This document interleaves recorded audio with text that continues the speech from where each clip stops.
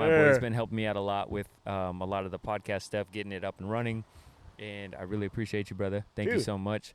This scene is just in my front yard, but the concept for the Brandon Cooch podcast is essentially going to be just going to really cool places, going outdoors in nature, getting on top of a waterfall, out on a river, out on his boat.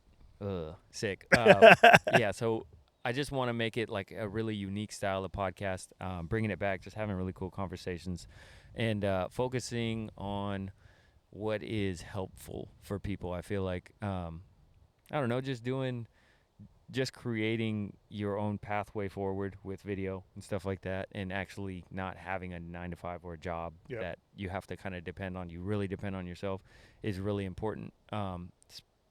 Especially, it's this weird time, honestly, right now where I feel like we're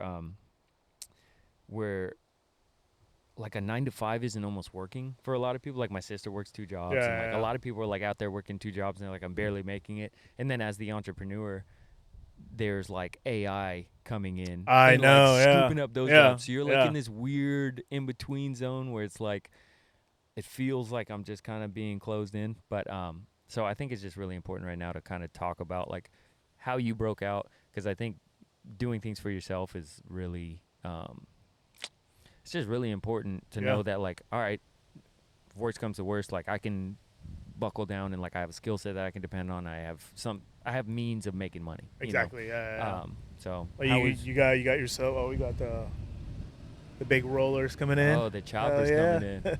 What's cracking? What's going on?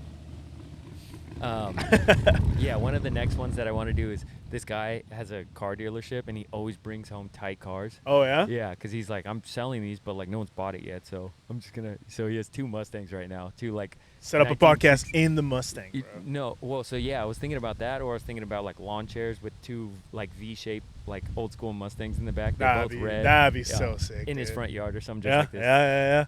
But yeah, yeah. So I just kind of wanted to hear your stories. Dude.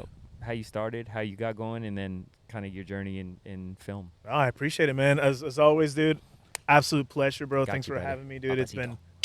It's been really cool to kind of watch you take on this journey as well.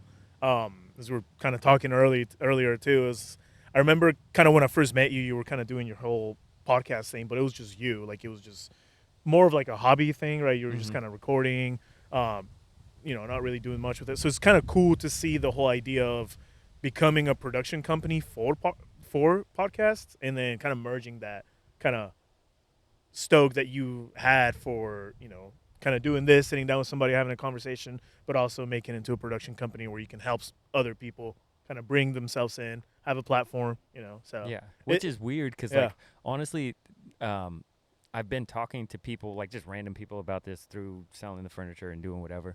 And I'm like, yeah, I'm starting my podcast production company. They're like, okay, so you podcast and you bring people on? And I'm like, no, like I have all the equipment and I create it for them. Exactly. Like, that's a good idea. Yeah. I'm like, yeah, bro, that's crazy. Like, because not a lot of the thing is, not a lot of people are doing that. That's the thing. Everybody wants to have a podcast, right? Because everybody's like, oh, let's do a podcast. We got so much to talk about. But the fact that you're doing the production company for the podcast, I think that's smart. Yeah. And I think it's also really cool to how you're trying to market it to be sort of like a more mobile thing versus like, yeah, it's cool to have a space, it's cool to have a studio, but it's like, yo, like I can come to you guys. We can go on a mountain. We can go on a boat. We can go, we take this shit anywhere. Yeah. So I think that's cool, man. I think that gives it that creative edge that I feel, I don't know, people like and people gravitate towards. Yeah. So yeah. And that, I mean, it kind of bleeds into just this podcast is like when I'm thinking like when I'm not doing, other people's podcasts and stuff, like I can always work on my craft for essentially other people, make sure I'm dialed by doing my own podcast. And if it flops, it flops, and I don't have to post it anywhere and things like that. But if it's fire and I'm on a mountain somewhere, then I go like, yo, this is what I did. Here's an example. Yep. Mic set, we can have little lawn chairs. We can have a little side table. And I was thinking to do, you bring the drone out. You have, you kind of record like some BTS. Some B-roll, of the like, location and stuff. You could also, I can also get like just lav mics or something, Yeah. and then just like record. I don't like a walk on a trail or something like that, Yeah, if yeah. that's possible somehow. But I don't know how to do that without like having someone on a gimbal backing up as you're like going up a mountain. You know what I mean? Would be It fire. But yeah, I don't know. kind of Just bringing a more of a visual to it, right? yeah, Yeah, yeah. yeah. You know who I've seen do that a lot recently? Like a lot of DJs are doing Huh. that. They'll do. I listen to a lot of live sets when I edit. I'll just go on YouTube and be like, oh, like whoever live set, and then not every, but a lot of DJs have a live set that they've done somewhere that's not like a club or a Yeah. studio. Like there's I don't Like know that Fred again in the one London. yeah, Fred again in London. He That does one like the was tiny fire. desk, right? There's Yeah. this one like Lane 8. He's super vibey. I love his music. But anyways, I saw he did a set on a boat like at sunrise in like Lake Tahoe or something like that. Sick. A lot That's of, so sick. I think it might have been like Rufus the Soul or something. They did a set at like Joshua Tree. That's And it was crazy. just they just filmed it. It's like a live set somewhere cool, and they just film it. They put it out, and it's just like, yeah, you're listening to the music, but you also have like this visual of like somewhere really cool, a mountain, a waterfall, and so Mhm. I don't know. I have a homie that he's a DJ, and I hit him up, and I was like, hey, dude, let's do a live set at like I don't know Trillium Lake or something, Mhm. or top of Mount Hood, and just like record it, put it out. And he's like, dude, that's like such a good idea. Yeah. And I don't know, we're And it still just takes doing it yeah, though. Too. It's exactly, like, exactly, bro, yeah. like I just want to do the things that I imagine doing, which obviously everyone wants to do that, and it sounds so cliche and simple, but like really doing it. Like I literally, this is my house. Every time I walk past my house, I see this in my head. Yeah. Like I can't wait for one day I pull up and just have a podcast in my front yard with beautiful scenery on a sunny day, you Yeah. know. And then my boy Matthew just hit me up.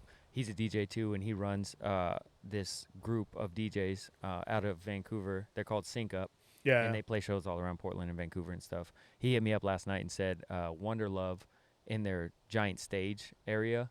He was like, they gave the okay for us to do a podcast there. So it's like, it's that's gonna be like, cool. Yeah, so yeah, we'll have like a crazy yeah, yeah, yeah, just set design yeah. for it and run a podcast out of it. And it'll be, I think 6 people are gonna be there. So I gotta grab a couple extra mics, and then I'll Yeah, have yeah. that one set up, and then I'll have the The whole Roadcaster. yeah, I'll yeah. have Okay, everything okay, like that okay. set up too. So Dude, that'd be um, cool, man. Let me know when that is, bro. I'll pull yeah. up. So That'd be I'm awesome. supposed to Yeah. get the date today. Okay, And okay. then yeah, man, just thinking about the things that you want to do really aren't that out of reach. It just obviously sometimes it takes a little bit of extra help, and some people like, bro, I'm not a DJ. I can't just Yeah, pull yeah, up and yeah. be your DJ, you Yeah, know. yeah. But the more you enact your visions, the more people like are like, oh, I want to be a part of that. You know, Yeah, You're like, yeah, you yeah. can be a part of that. Yeah. You know, just like let me know, let's coordinate, and Let's just actually make it happen. That's just all it make it is. It's happen. just making it Yeah. happen. Yeah. And I don't know. I feel like people sometimes put a lot of roadblocks in their mind. Make a lot excuses. I'm guilty of that. I don't know. I mean, everyone It's is, like yeah. and so but it's just making it happen. I'll be honest, bro. I woke up this morning. I was like, fuck, man, maybe I should. You I'm not start really thinking about the feeling. I was like, excuses, oh, I'm not really feeling like I'm like kind of ready to like open up, or like I don't really know if I have much to say. I was gonna hit you up and like, oh man, I'm not feeling it today. I was like, nah, man, let's make it happen. yeah. And that's all it is. It's just making it happen. And it's cool to have people in your life that kind of push you to do that. Yeah. Because I remember like telling Alyssa, I was like, bro, like doing this thing with Brandon is kind of getting me all Mhm. jacked up to do sort of my own passion projects. And Yeah. so it's been cool, man. I It's was been I cool. was actually talking to Lacey about that. I was Mhm. like, I'm really happy to see you just evolve. You know what I mean? And Yeah. it's a weird thing to say because it's like I'm seeing you get better, which is not a weird thing to say, but it's like you have so much knowledge and you are at such a high level, I feel like. Really? And yeah, That's crazy, like bro. your flow of Yeah. things, your knowledge of things, and the way you produce and the way you create and the way you edit and everything like that, it's at a really high level. And then you just see this like new spark and this new progression come out. Like you got the new rig set up. You called me at like 11 at night. I know. I was like, bro, this check And I it was out. like, hell yeah! Like I feel Yeah, that. yeah, Like I yeah, feel yeah, it. yeah. And then we went and shot, and it was bro. Those Oh, dude, I'm frames so were excited to edit insane. that. Dog. Yeah. Those frames Yeah, were yeah, insane. yeah. And I'm just like, he's evolving right in front of my eyes, and I'm blessed to be able to see that, because it's so special to see someone like actually in the zone, Yeah. and then remembering like in those frustrating times, like it's frustrating because you remember what it was like to be in the zone and how effortless it was and stuff. And I feel like we're just bouncing off each other right now, because you're literally, I feel you evolving, and then I see myself in this podcast stuff, and I'm like, I have to do it, and I'm excited to do it, Yeah. and it Yeah. seems Yeah. so Yeah. clear, and I'm like, yes, I'm frustrated at some technical aspects, but like beyond that, I'm super pumped Yeah. to Yeah. just Yeah. try new things, and people are like going crazy about it. They're literally hitting me up like, yo, No, Aaron, that get that on, yo, Aaron, stuff get on, like yo, Aaron, get on. shows, dude. Like when you're stoked in what you're doing, when you're, when that spark, and that's the thing about being a creative too. I feel like is that spark, that sort of boost on creativity, that sort of, it's not consistent. It's not Mhm. linear. It's not something that is just always there. And like kind of what we were talking earlier, it's like you kind of when it's there, you kind of have to take advantage of it. Oh You know yeah, what I mean? yeah. Like I remember we were talking. I was like, "Hey, bro, are we snowboarding this year? We snowboarded last year. That was super fun. Let's Mhm. get the homies." And you're like, "Dude, honestly, like I'm feeling this podcast thing, this production. Like I feel like I got to go all the way in it." And it's just like, bro, sometimes you do kind of have to make those sacrifices, that sacrifice to keep that spark going. Mhm. When you do have that spark, it's like acting on it. Mhm. So, Yeah, I thought I would never do that. yeah, I thought I would never like turn down yeah, snowboarding, yeah, because yeah. obviously it's a winter here, I and you're like, know. bro, that's the only, and we'll snowboard, and Yeah. But I but it feel like won't. if we shifted our focus to that right now, I feel like both of us would get a little sidetracked. You Oh know what I yeah, mean? yeah. And I feel like I see you fully kind of locking in on this. I'm also kind of, I'm kind of at the end of the wedding season. I'm doing a lot of editing and stuff. But dude, like the last month of weddings, I was so like just stoked, and I haven't felt like that. Which at the I'm tail like, end of it is yeah, almost unheard of, yeah, because everyone's always like, burnt out, well, and they'll yeah, like, yeah, yeah. we were talking to the photographers last time we shot, and they were like, only 5 more weddings left or something like that. So you're counting down Yeah, the yeah, weddings that you yeah, have, you know what I yeah. mean? So it's like, I was almost sad too that it's kind of coming to an end, because every wedding, especially the ones we're doing together, I was like, bro, how can we make this better? Like, we got the whole rig set up, we got the whole, it's like, okay, let's do it this way this time, and let's change this up a little bit this yeah, way. And so, yeah. yeah, And I'm excited that like you allow me, because you never know how far you want to step as like, especially as a second shooter, you're like, this is his thing, and like, especially with editing, like I don't know what shots work for him, whether these swooping panning shots are cool, or my push in shots or whatever it is, and you allow me that creative freedom. So yeah, I'll like yeah, try yeah. and I was just trying to do like scoop shots like the whole time last Bro, time, when 'cause I'm like, Brandon gets in the zone, bro, and he takes over, man, craziest shot, bro. I feel like you're crazy with that movement, man. You're so, yeah. well, dude, so I got that, like, Sam Colder still just hits my soul. Yeah, yeah. His drone video, I don't know if you remember his drone video, where it's entirely, I think it's like 2019 or 2020 or something like that. He dropped a drone video on Yeah. YouTube, and it's I think just drone yeah, shots.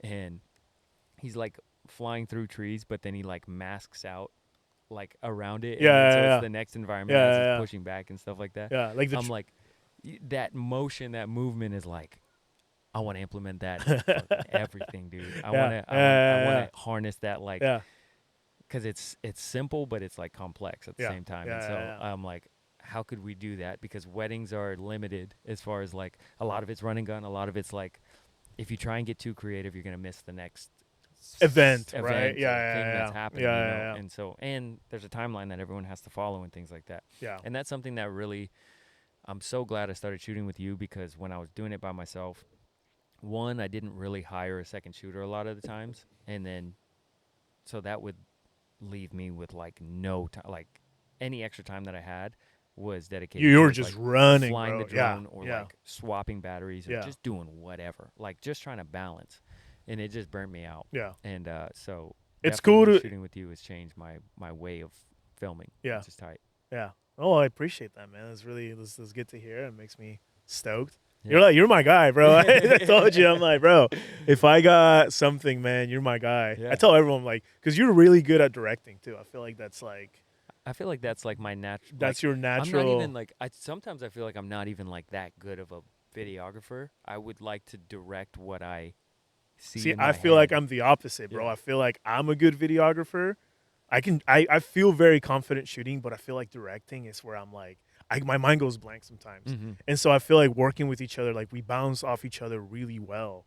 And it's, I don't know, it's refreshing and it's fun. Yeah, it's So, tight when yeah, you yeah, like. yeah. It's tight when we're like, you'll be doing something and I'll think of something and you'll just turn and you'll be like, "B, you got something?" And I'm like, "Yeah." And then Yeah, you just I'm sit just there like, and then bro, I'll be run like, with it. "Julian, you want to Yeah, slide in yeah, here?" yeah. It's like, "Yeah, actually, could you do this?" And Yeah, and yeah, so yeah. it's like this Yeah. constant. And then I feel like people are really like, "Yo, this is crazy." They're dialed like with the way that they do things. Yeah. And Yeah, then yeah, we're yeah. also like very much included with the photographers as far as like being on the same page and stuff. And so it's just like I've never had a glitch with you or photographers. It's Yeah. like this natural flow throughout the whole day. And when it's over, I'm like, yo, that was crazy. We just like blew through every aspect of it. There was no technical issues. There was no like someone's in the way too No, much. no Or, one's overstepping. Yeah, yeah. yeah, it's just this flow. And I'm Yeah. like, yo, this is fire. Like this is tight. Yeah. You know? I don't know, man. I think when you start to look at it as like we're all trying to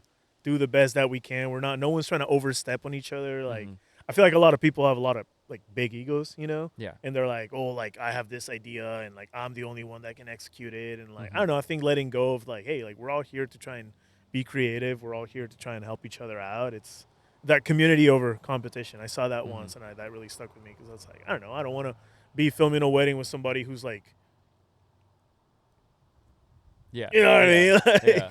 yeah. Which fortunately I've so, never I've had never a few. that I've happen. had a few run-ins with, not a few, maybe like one or two with like photographers. I had this one a while ago. She was like, photos the priority, so we're only doing what I want to do. And I'm like, girl, they hire me too. Like, I Yo. gotta get my shots too, bro. Like, and so she was all weird, but I don't know. It's That's when you gotta like hit her with you got some like mustard on your shirt or something. And she Whoop. looks down, like, but just do the two fingers up the nose. Yeah. Or that shadow boxing game where it's like, yeah. Fortunately, I mean, I feel like we haven't had many bad experiences with the people that we're shooting with. But what is I guess we didn't really go into what got you into shooting. Yeah. You Well, we asked me. did on our messed up. You I asked forgot to me. hit record, and then I asked him. Oh, this that question. never happened. That never happened. No, we flawlessly just started this one. We just jumped right into it. Yeah. We didn't try to do this like 3 times before. Yeah. Let's just take 5. Dude. That's what happens. Yeah, no, you asked me earlier kind of how I got started into all of this. And I will say, I think for me, I definitely got lucky. Yeah. Or blessed, I would say. Mhm. I moved to Hawaii in 2020. Before then, my dad had a framing shop downstairs, and he bought a little T4 from like Costco, Mhm. and he needed to sell some prints that he had downstairs, and he wanted to take really nice photos of them, or better photos than phone camera photos. Yeah. So he bought that camera, and he did his thing, and the camera just sat there. And at that time, we had a pretty tight friend group, and we were doing all these like adventures and hanging out and stuff. And that was like the 2016, 2017, like Sam Colder, Yeah. Rory Kramer, all Yeah. that stuff, like Peter all that McKinnon, era. Yeah, Conan, Peter yeah, McKinnon yeah. era. So I was seeing that online. I was like, man, this looks really cool. I want to like learn how to do that. And there was just a camera that nobody was using. So I asked my dad, I was like, hey, can I use this? He's like, yeah, of course. So, started going out, little photo shoots, documenting, going on adventures, and started kind of editing some stuff together.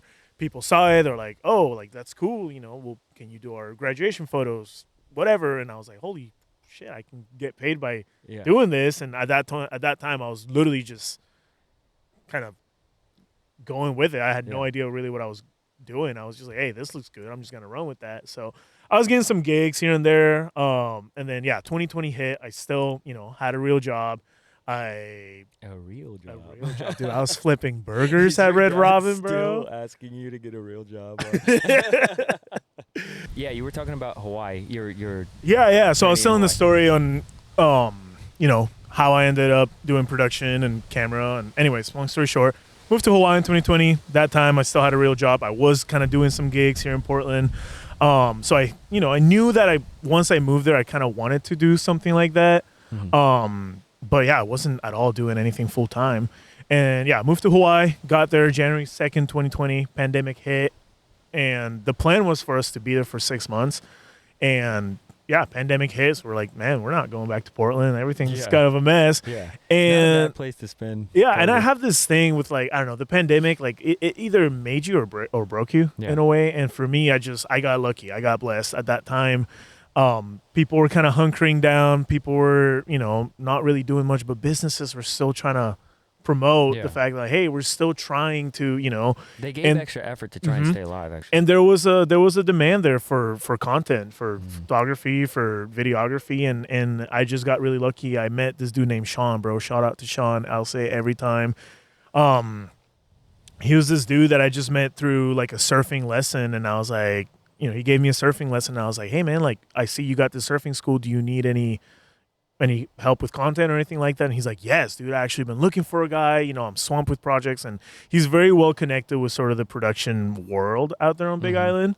That's such a Hawaiian story.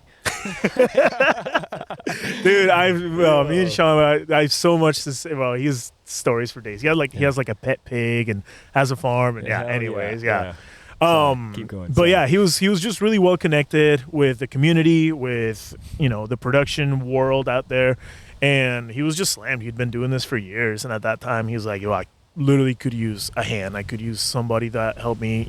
I need a guy, whatever." And we started working. He started shooting projects my way, and the more we worked together, the more we just became friends, and it was kind of like a relationship, like you and I, where it was just like, bro, got this shoot, you want to come help me with? Like, hell yeah, dude. And he's like, oh, I can't make it. You go out and do it. And I started working with really big clients. I started doing really big productions, and I was like, holy crap! Like, how did I end up doing this? And it was through him that I kind of got that into that world. And I think once you're in it, you're in it. Yeah. And that's, I think, what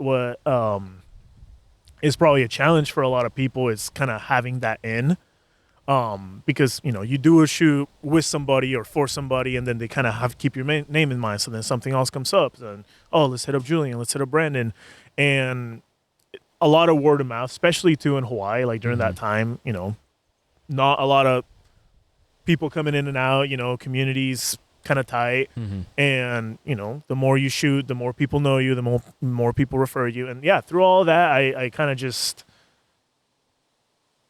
everything kind of just snowballed into me doing this full time. And it was crazy because when I was first starting out, I didn't really have a lot of knowledge. I mean, I took like an online course, to kind of learn the basics, but a lot of what I learned was kind of through trial and error, and just being on the spot of being like, hey, I need to make this, I need to produce results, I need to do this. And I remember pulling up to gigs and literally looking up YouTube videos of how to shoot this specific gig, because I was like panicking, bro. And like we've all done it, but it was just crazy because for me, like at the level that I was doing it, like this is crazy. Like one of my biggest shoots was for a resort, like a 5-star resort, and that was like the first big client that I ever had. And I remember pulling up, like they put us up for like 7 days. We're supposed to shoot some stuff for them, and we were doing like interviews, and we were doing all sorts of content. And I remember pulling up and being like, dude, I'm not qualified to do this. Like, I'm not. You guys should hire somebody else, bro. I was taking pictures of my friends like 2 years ago. I shouldn't be out here. I don't know what I'm doing. But it's just through doing that you kind of learn how to do it. And looking back at it, like that was probably some of my favorite work, because it was so raw. It was so like me trying to really prove to myself, like, hey, like you can do this, Yeah. And so, yeah, I mean, and obviously the more big gigs you do, the more work you do, the better you get. And through time, I got good at what I do. And yeah, but like previously, dude, I was tripping when people were hiring me. I was like, it's the imposter fake. syndrome, I bro. am Yeah. so faking Yeah. this right now, dog. Yeah. Like people are like, yeah, you're great. You're doing a great job. Like I'd love to, for you to capture this, and this. And I'm like, bro, like just like you said, I'm looking up YouTube videos every time I'm coming on this. Every time I've like got my camera set up, and I don't have any organization, and I'm like freaking fumbling everything around, and like my settings are just trashed. And then I remember doing the shoot. My buddy Felipe out in Arizona had like started cultivating this crew together where he was working with these artists out of Colombia, Okay. and so they decided to do a couple of music videos out in Cancun. Well, he Okay. hired me to go do a shoot out there, and then I had found this guy on YouTube, on Instagram, named Eric, and his content was tight. You could tell he was like pretty technical, and his image quality was there, especially at the time when those early, like 2015, 2016, I'm like, all right, you're just not picking up a camera, like, you know your stuff. So I had him come to, and he looked at my settings and it's like, bro, what are you doing? Just ISO at whatever, shutter speed at whatever. Like, I was literally sitting there like It looks good, bro. I don't know. putting the shutter at like 100 when it's on at nighttime, when it's on like freaking, 24 frames a second, but then cranking the ISO to like its max. I had an A7 III, so just doesn't handle low light at all. And after that, I was like, okay, there's a technical aspect to this, totally. and like I really do need to learn how to actually manage and adjust this craft, and so after that, like, is when I really started getting dialed into like, okay, I'm gonna listen to watch the YouTube videos and then like really try and implement them. And then so I started having this learning like style and technique where I would watch a video and then I would immediately try and do it on my camera, and then I would watch a video and then immediately try and do it. And I was learning at such a fast pace, and then I would implement it when I was on shoots, and that's what kind of made me not want to hire a second shooter for weddings. It's because I was like rocking it, and I was feeling really good. You and know, like, I can do this. what you want, you know the sort of results you want to produce. It's hard to trust somebody. Yeah. And so, I mean, just like with you trying to throw some edits and me trying to throw edits to other people, I'm like, I get them back and I'm like, it's just not what I'm going for. Exactly, so like, I'd rather just do it all myself. And so that's the difficult part about. And I think that's a level of like hungriness that I think you gotta have in order to be where you want to be. You know what I mean? I think the whole thing of like pulling up to a gig that you really care about and you want to do a good job and freaking out enough to be like obviously you got hired for a reason, right? Like, there's a level of like, we tend to be our own worst critics, but I always told myself like, hey, like these people, like, yeah, they're big clients, but they did hire me for a reason because of the results that I've produced in the past. They like it, yeah. And so it's just like, okay, like there's that, but then there's also the level, this thing of pulling up to a gig and being like caring enough about your work, caring enough about your presentation and what you do, that you're like, hey, I'm going to look at a YouTube video as a way to refresh myself to do this better, as a way to, have some extra knowledge that can help me out in this. And I don't know, I think that's being hungry to just get better, and I think that separates a lot of people of, because I will always strive to be, I will never be satisfied with like the level to which I'm at. I will always want to strive for better. I will always want to do bigger. And I feel like a lot of people kind of settle, and if I, pulled up to these gigs and being like, oh, they hired me, whatever, and I didn't really care to do better, like, it kind of, you level at zero, I guess. I don't know. Or not zero. You kind of just level. Well, that's like the biggest thing that happened to me, and the reason why I stopped doing video for like almost 2 years. Yeah. After running my own business for like 4. And it was that exact reason of like, I knew that what I was doing was not what I was supposed to be doing. Yeah. I have a skill, but I have a skill and people like that skill.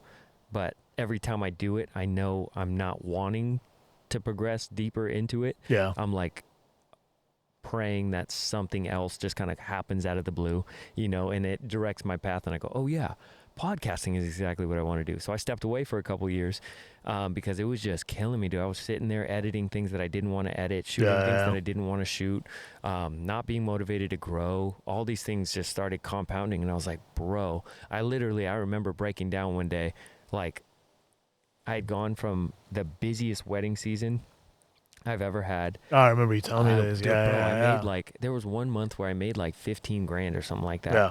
And I was so unhappy. I was like, I could care less about the money. I could care less about, I just was so unhappy that what I was doing at a what I felt like was like my best level yet was leading to me to be the least happy that I've ever been.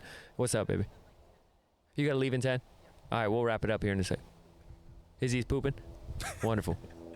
All right, we'll be in there in a sec. Hey, everybody, just so you guys know, he is pooping. Let's go. My boy's on the toilet. Let's go.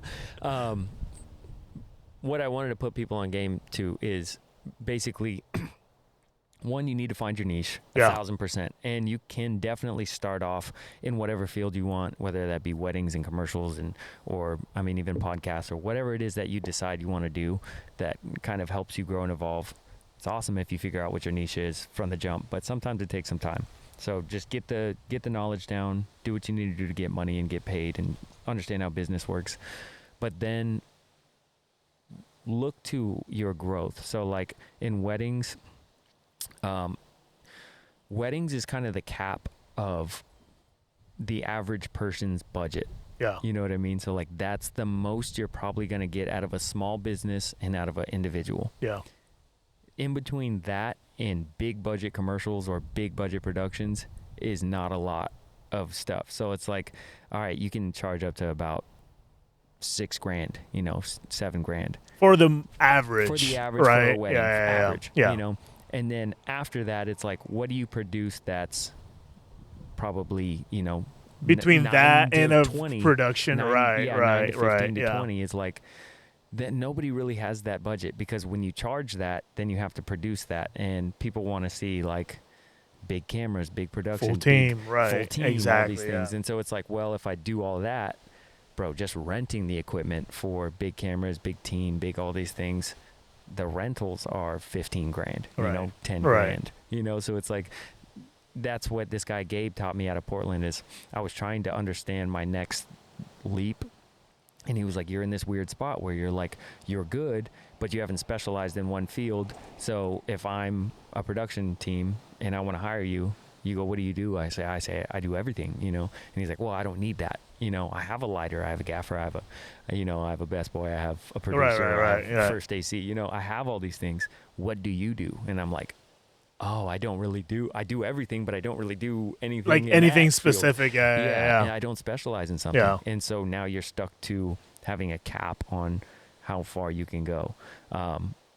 So I guess if you want to really expand without being on a full production team, like definitely find your niche, because that will allow become like really good at setting up lights, become really good at setting up audio, become solid DP. Yeah.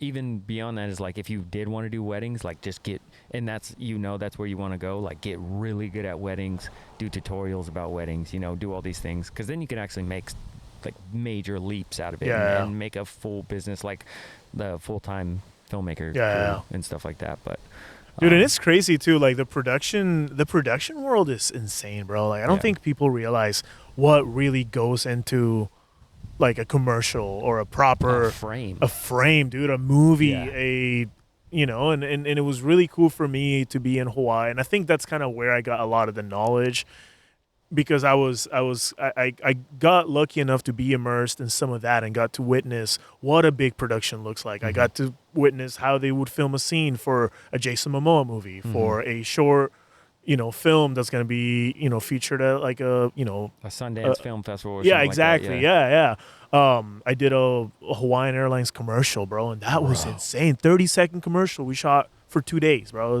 It was insane. Yeah. And just seeing what goes on, and it made me super just inspired to like learn how to do that sort of stuff, and it's crazy. Yeah, it's definitely magical. It's magical. My little man is waking up right now, so we're gonna have to dip skis, but we are gonna plan on doing another podcast in a really dope location next time you guys see us, so stay tuned for that. Papacito, any last words? Brother, it's a pleasure, as always. Thank you so much for having me. Everybody, make sure you follow this man's journey, bro. This whole production company is going to be super sick. Dude, it's always a good time, and I'm glad we got to get together and just just shoot some stuff at the front yard. Thank you. I mean, honestly, it's going to turn out so far. And we got to have the pumpkins and little dude over here. Happy Halloween.